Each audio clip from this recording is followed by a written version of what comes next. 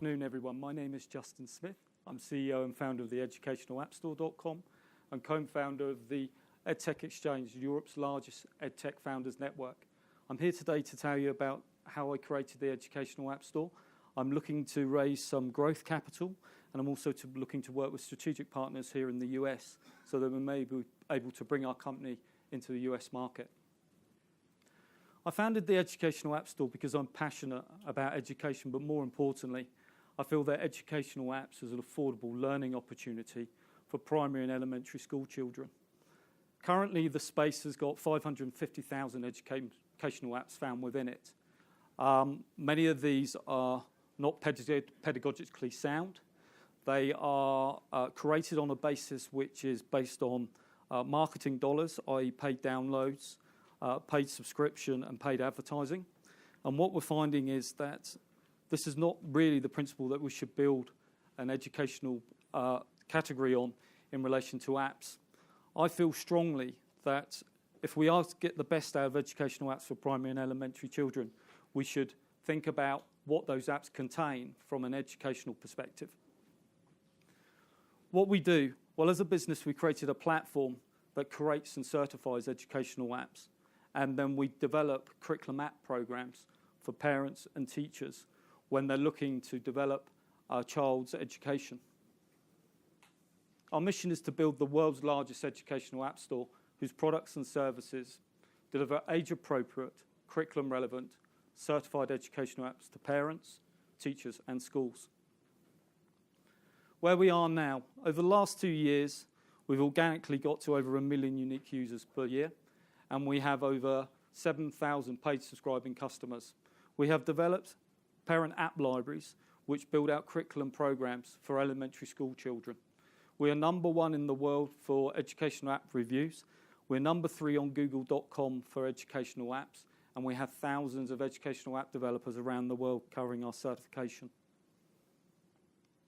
We feel that it's as an integral part of our business, and the people that work within it feel that we have a moral and ethical obligation to make sure that all the educational apps that come into the space are deemed educational.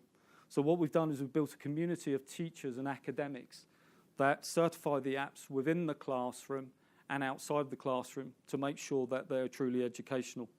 What they do is they take those applications, they use them with the children, they will then write about it, then they will match it to the curriculum, then they will return it to us. At that point, and only that point, will we say that that app is certified. The key features.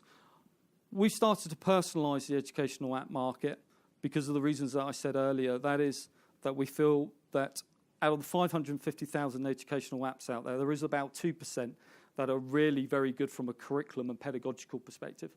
And they are an affordable way of giving someone an education.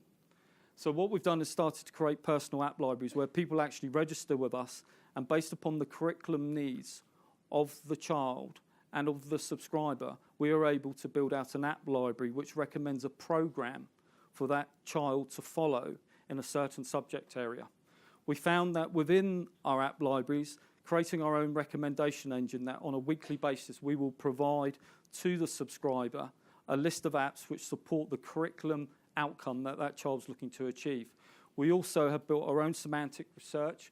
We've linked everything to the curriculum, and within our programs we've put guides as well which allow the teacher or the parent at home to use that application.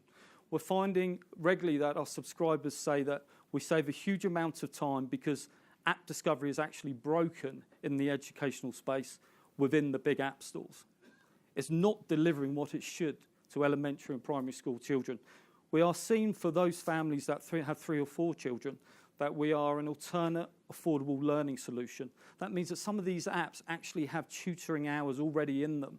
But if they have a program to follow, they're able to utilize that and not have to pay $30, $50 an hour for one child to get to learn the subject area.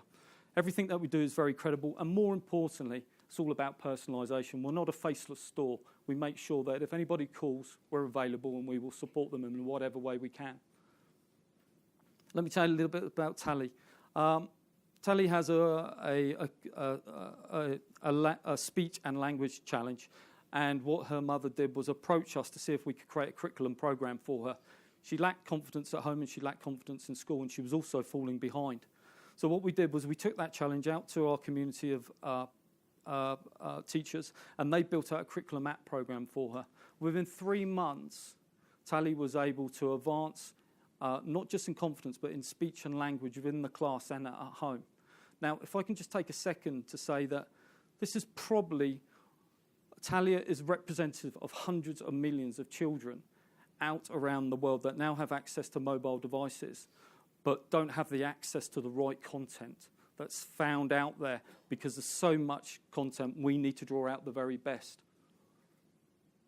Well, where we are in regards to the market, we all know that there's absolute billions of devices in the marketplace. We know that the educational app space is worth about $2 billion in revenue, and we have a number of apps now in the marketplace that are demonstrating that where the curriculum line, that parents will pay a monthly paid subscription to get that curriculum line material. In my little small island where I come from, there's about 4.6 million children the same age of Talia, between 3 and 11. We have about 20,000 schools.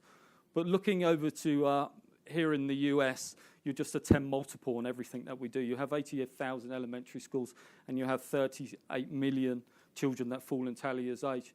I personally believe that we can do a hell of a lot if we're able to get this educational apps right and get them into the hands of the children.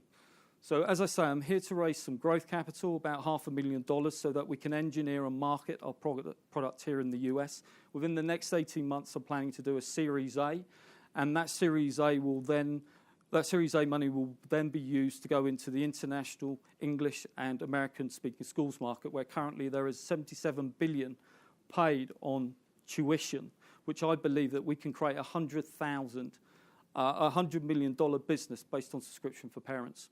Thank you very much for your time.